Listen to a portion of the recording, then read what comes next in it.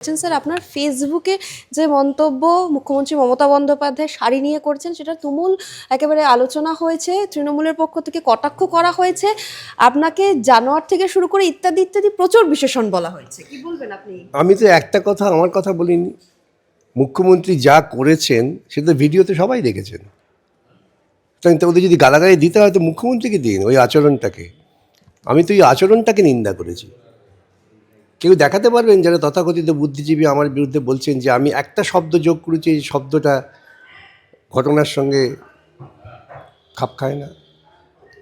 মুখ্যমন্ত্রী নিজে এই আমি তো ভিডিও দেখে নেবেন, আমি কি বলবো। আমি বলেছি এটা হচ্ছে বাংলার মেয়েদের সংস্কৃতি নয়, সেটা আপনারা মহিলারা নিজেরা বুঝতে পারবেন। আর যেটা আমি আমার রাজনৈতিক মন্তব্য করেছি সেই মন্তব্য আমি এর 6 মাস আগে থেকে করছি যে উনি সর্বক্ষেত্রে ব্যর্থ, এখন পালিয়ে যাওয়ার চেষ্টা করছেন। পালিয়ে যাওয়ার জন্য তিনি এমন সমস্ত কর্মকাণ্ড করছেন যাতে রাষ্ট্রপতি শাসন হয়ে যায়। সেটা আমি 6 মাস আগে বলেছি, এখনও বলছি। তো তৃণমূল বন্ধুরা যদি একটু লেখাপড়া করেন তাহলে ভালো হয় একটু, এবং ওর যে সমস্ত বুদ্ধিজীবী বন্ধুরা যদি একটু পড়াশোনা করে দেখেন আমি কি বলেছি, কেন বলেছি, তাহলে খুশি হব আমি। আমাকে গালাগালি, আমাকে জানোয়ার টানোয়ার হনুমান বাদর সব কিছু বলুন, সেটা কোনো যায় আসে না। কিন্তু ওই ভিডিওটাকে ওরা কী করে এড়িয়ে যাবেন? যে ভিডিওটা বাজারে চলছে, মুখ্যমন্ত্রী যা আচরণ করেছেন ভিন রাজ্যের পুলিশদের সামনে, পুলিশ কনস্টেবল এসআই তাদের সামনে, সেটাকে বিকাশ করেই দিয়েছিলেন নাকি? এবং মুখ্যমন্ত্রী আজকে যেভাবে সুপ্রিম কোর্টে কথা বললেন সেখানে দেখা গেল যে সেই মহিলাদের নিয়ে কথা বললেন যে বিয়ের পর পদবি বদল বা কৃষিকাজ ছেড়ে তাদের একেবারে লাইনে দাঁড়াতে হচ্ছে, এসআইআর এর লাইনে। ফলত ভোটের আগে এইভাবে মুখ্যমন্ত্রীর কথা কি মানে ভোট ব্যাংকে অনেকটা সুবিধা করবে তৃণমূল কংগ্রেসের? আমি জানি না, কিন্তু আমার মনে হয় যে এই সমস্ত হ্যারাসমেন্টের জন্য দায়ী হচ্ছেন মুখ্যমন্ত্রী। তিনি অনুপ্রবেশের তত্ত্বটা হাজির করেছিলেন। তাঁর হাজির করা অনুপ্রবেশের তত্ত্ব এখন তার পরম বন্ধু মোদি এবং অমিত শাহ ব্যবহার করছেন। তারা বলছেন কি যে ঘুষপিটিয়া হাম তরায়েঙ্গে, ঘুষপিটিয়া কো ইহা সে ভাগায়েঙ্গে, উসকে বাদ চুনাও হোগা। এই ঘুষপিটিয়ার তত্ত্বটা কে দিয়েছে? মানুষ বুঝতে পারছেন, এবং সেই ভয়ে মুখ্যমন্ত্রী আতঙ্কিত হয়ে এখন এইসব নাটক করছেন।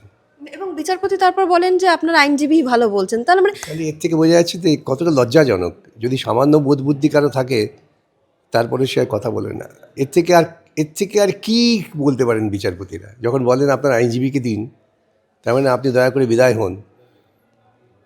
মুখ্যমন্ত্রীকে তো এর থেকে খারাপ কথা বলা যায় না।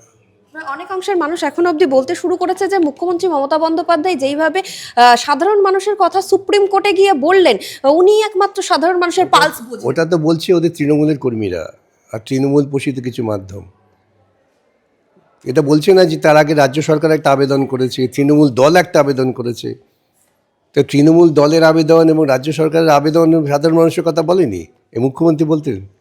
তো কী বলতে চাইছেন মুখ্যমন্ত্রী? যে তিনি ছাড়া তার দলও সাধারণ মানুষের কথা ভাবে না, রাজ্য সরকারও ভাবে না, এটাই তো প্রমাণ হয়। তো সেটা বলুন যে রাজ্য সরকার এবং তৃণমূল কংগ্রেসের আবেদনটা সাধারণ মানুষের কথা বলেনি, ওরা সব ঘুরিয়ে ফিরিয়ে বিকাশের কথা বলেছে, তাই মুখ্যমন্ত্রী গিয়ে আসল কথাটা বলেছেন। এবং স্যার আমি একদম শেষ প্রশ্ন করব, সেটা হচ্ছে বেশ কয়েকদিন ধরে যেটা শোনা যাচ্ছে যে বামফ্রন্ট নিজেদের অবস্থান একেবারে স্পষ্ট করছে যে এইবারে কংগ্রেসের সঙ্গে জোট হচ্ছে না। ফলত এটা আপনি এই বিষয়টাকে কিভাবে দেখছেন? দেখুন, আমি স্পষ্ট আমাদের যেটা সিদ্ধান্ত যে ভারতবর্ষের বুকে ধর্মীয় মৌলবাদ, দুর্নীতি এর বিরুদ্ধে লড়াই করতে গেলে পরে বামেদের নেতৃত্বে ধর্মনিরপেক্ষ গণতান্ত্রিক শক্তির ঐক্য দরকার। আমাদের অবস্থানের সঙ্গে যারা থাকবেন তারা থাকবেন, যারা থাকবেন না থাকবেন না। আমাদের এই রাজনৈতিক অবস্থান থেকে তো আমরা নড়ছি না। সেই অবস্থানের সঙ্গে যারা সহমত হবেন তারা আসবেন, যারা সহমত হবেন না আসবেন না, এতে চিন্তার কিছু নেই। হুমায়ুন কবিরের সাক্ষাৎ নিয়ে সুজন চক্রবর্তী কিন্তু আপনার সঙ্গে আমার এখানে সাক্ষাৎ হলো, তার মানে কি দাঁড়ালো? আপনার সঙ্গে আমার সাক্ষাৎ হলো, গল্প হলো, আমরা দুজনে এক কাপ চা খেলাম। তো কালকে ও বাইরে বেরিয়ে বলবে যে এই তো দেখে এলাম হাউয়ের সাংবাদিক আর বিকাশবাবু তাদের মধ্যে একটা এমন নিবিড় ঐক্য হয়ে গেছে আর ভাবা যাবে না, এসব বলবে? এগুলো আসলে এগুলো একদল তথাকথিত সাংবাদিক আছেন যারা বিষয়ের গভীরতা বিচার বিবেচনা না করে একটু বুদবুদের ওপর দাঁড়িয়ে কিছু খবর বলে সাময়িক একটু উল্লাস করতে চান, আর কিছু না।